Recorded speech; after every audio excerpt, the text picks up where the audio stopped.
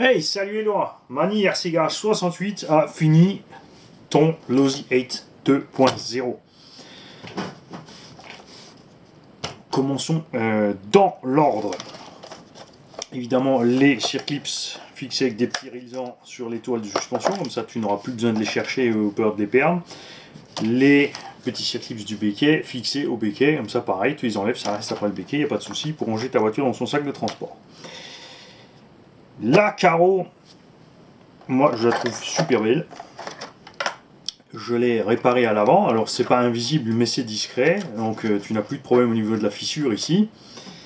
J'ai aussi supprimé l'antenne puisque j'ai fait l'essai, l'antenne dans le boîtier, il n'y a pas de souci, tu peux faire 100 mètres sans perdre ta voiture, donc ça suffit largement. Ça n'est plus embêté avec le petit bout de machin qui sort là et qui est toujours en chemin. Les suspensions ont été réglées beaucoup plus souples qu'avant, tu peux voir. J'ai utilisé les ressorts verts que tu m'as fournis parce qu'ils sont un peu plus durs. On a de la 800 CST à l'avant et de la 200 CST à l'arrière. Avec les pistons qui sont faits dans les suspensions, ça nous donne un comportement bien équilibré de la suspension avant-arrière. Je t'ai fait gagner aussi un petit centimètre de garde-sol en débattement libre. Ce qui veut dire que quand le véhicule roule, en fait, tu es à la hauteur que tu étais avant. L'arrière peut bien encaisser les mouvements de couple du moteur pour éviter de délester de l'avant. Et au freinage, on ne tasse pas trop de l'avant, donc on ne va pas forcément taper ici avec l'avant dans le sol à chaque fois qu'on freine. Tu pourras bien sûr durcir ou ramollir selon le terrain sur lequel tu es. J'ai laissé les barres stables d'origine. Il y a des barres renforcées fournies, mais comme la suspension est bien souple et que l'engin est prévu pour rouler un peu n'importe où, sur n'importe quoi, on reste souple globalement. Des suspensions très dures et des barres stables très dures, c'est bien sur un circuit qui est bien tassé, voilà, juste glissant mais relativement raide. En utilisation loisir, c'est pas l'idéal, sauf pour faire des gros sauts, les suspensions dures, et c'est tout. Je t'ai mis une corne de servo en alu, puisque celle en plastique a commencé à craquer en fait, donc elle est partie à la poubelle. Tu as une petite corne en alu ici, comme ça tu es tranquille. J'ai laissé le ventilo qui est monté, donc qui a été soudé avec le petit interrupteur ici, puisque l'interrupteur bouche le trou ici de la boîte réception. Le ventilo tout simplement fixé avec deux pyrisants vers le moteur, ce qui est bien plus efficace que simplement poser ici au-dessus au milieu. Et comme je le dis, le mieux de toute façon reste la clampe complète Obi-Wan, mais c'est un problème effectivement dans les dimensions d'une carrosserie de buggy de rentrer ce gros ventilateur et ce gros corps de refroidissement.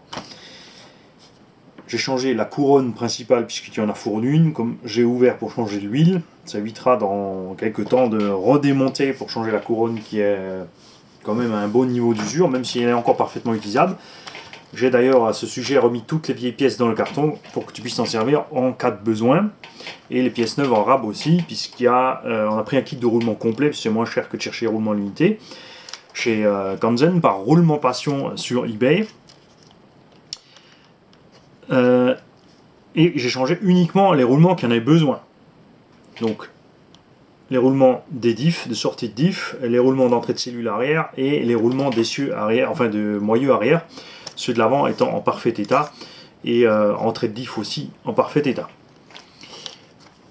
Le moteur a été entièrement donc nettoyé, remonté, recalé. J'ai récupéré sur une carcasse ici le petit joint de sortie des câbles. Alors c'est pas grave ici si au niveau de la pliure tu as la gaine qui se lève un peu et le câble qui sort, ça n'a absolument aucune incidence, ça part esthétique. C'était plus simple de laisser ça que de commencer à souder les fils de silicone qui d'ailleurs étaient plus gros donc ils seraient plus passés ici dans le puits, etc., etc. Et là tout reste bien monté d'origine comme c'est. Au niveau du cardan central avant, j'ai changé donc uniquement l'axe de cardan devant. Je l'ai laissé un peu plus long volontairement pour qu'il ait, comme le cardan assez d'angle quand même, qu'on soit large dans la boîte. Il faut se méfier avec ces petits soufflets ici sur les cardans centraux qui sont très bien faits, qui retiennent l'axe du cardan pour éviter que ça parte. Chose qu'ils n'ont pas fait sur la Losi R8 qui est derrière moi, qu'ils auraient dû faire. Qui fait qu'on perd tout le temps ces satanés axes à partir de 150-180 km/h. Ces petits soufflets se remplissent de terre en fait et d'humidité, et on fait rouiller à l'intérieur ici le CVD. Donc ça, il faut absolument de temps en temps les reculer, nettoyer là-dedans, regresser. Là c'est fourré de graisse, c'est nettoyé, c'est fait, donc tu es tranquille pour un moment. cet engin-ci était en thermique avant, c'est pour ça que la rotule qui est de ce côté et la noix de cardan étaient rouillées et quand même ont bouffé. C'est un race roller, donc il y a toutes les options dessus, y compris le lot de biellettes coupées en alu. Option pour moi totalement inutile, c'est beau, bon, c'est plus léger, franchement sur une dizaine de rotules on gagne quoi, 2 grammes, 3 grammes, 5 grammes maximum, allez, ça sert à rien. Et le problème de l'alu sur les rotules, c'est que c'est trop tendre. La biellette en plastique mange donc la partie aluminium et ça s'use très vite. Je préfère les biellettes en acier, c'est plus simple de changer des chapes en plastique et moins coûteux que de changer le kit de rotule complet. Alors moi je t'ai mis une biellette, une chape Obao et une biellette en acier, enfin une rotule en acier de chez Obao aussi. Comme ça à ce niveau là tu es tranquille. Les axes de de suspension sont en titanium nitride, donc aucun souci à ce niveau-là, forcément, il n'y a pas d'usure, rien de tordu, etc., etc. La cale de train arrière qui vient d'un Losi 8 tout court n'est pas la même que pour le Losi 8.2. C'est pour ça ici que l'ancien propriétaire avait bricolé un peu la cale, donc moi j'ai tout simplement limé ce qui dépassait. On a mis des vis à tête plate avec des rondelles, que ce soit un peu plus propre. Ça fait moins look, j'ai bricolé vite fait un truc. J'ai changé aussi la cale arrière du train avant, qui était fournie, puisque celle-ci était fissurée et l'axe qui commençait à sortir par l'arrière. La tourelle, on l'a laissée comme on est, puisqu'elle est en très bon état, elle est un petit peu râpée, mais absolument pas pliée ni rien du tout, puisque c'est de l'alu de super bonne qualité. Le Vario était entièrement démonté, traité au ND 200. Alors, ça ne veut pas dire que tu peux faire le sous-marin avec, c'est juste au cas où il est un peu mieux protégé contre l'humidité. Comme ça, tu n'as plus à t'inquiéter s'il fait un peu mouillé dehors ou n'importe. Et le bac lipo. Alors lui, il avait ces deux vis arrachées, c'est pour ça qu'il y en avait une en plus ici. Celle-ci ne tenait plus qu'à peu près avec de la colle ou je sais pas quoi. J'ai donc celle-ci est fixée avec un ISO, de l'autre côté il n'y a pas de souci. On a passé celle-ci au M4. Elle ne dépasse pas du côté du bac, si qu'elle tient à nouveau comme il faut. J'ai mis ici deux vis M5, tout simplement en plastique. Et là, ne vous inquiétez pas, les vis ne manquent pas. En fait, ces vis ne servent à rien. Elles ne tiennent que en fait, ce petit cache ici, le cache qui bouche les deux trous du thermique. C'est-à-dire que ici on a normalement le diff qui dépasse pour mettre le lanceur. Ici la cloche moteur. Sont bouchés par une cale en plastique qui est vissée ici avec le support avant du diff et ici à l'arrière dans les supports moteurs d'origine, mais ça ne sert à rien puisque de toute façon on est coincé dedans, donc ces deux vis sont absolument purement déco. Inutiles, je ne suis pas pour les vis inutiles, donc on les a pas mis. J'ai fait un essai puisque quand j'ai déballé la machine, ce que je n'avais pas regardé, ce sont les angles de train. On n'avait pas les roues dessus, c'était pas très, ça se voyait pas, mais quand j'ai monté les roues, toutes les roues en fait étaient réglées complètement avec un carrossage négatif catastrophique, enfin les 3 degrés devant derrière, plus l'ouverture à l'avant, parce que le pincement arrière est fixe par cette cale ici à l'arrière. Donc tout mis à zéro pour le loisir, c'est beaucoup plus simple. On a une usure des pneus régulière et le véhicule a un comportement beaucoup plus neutre en fait.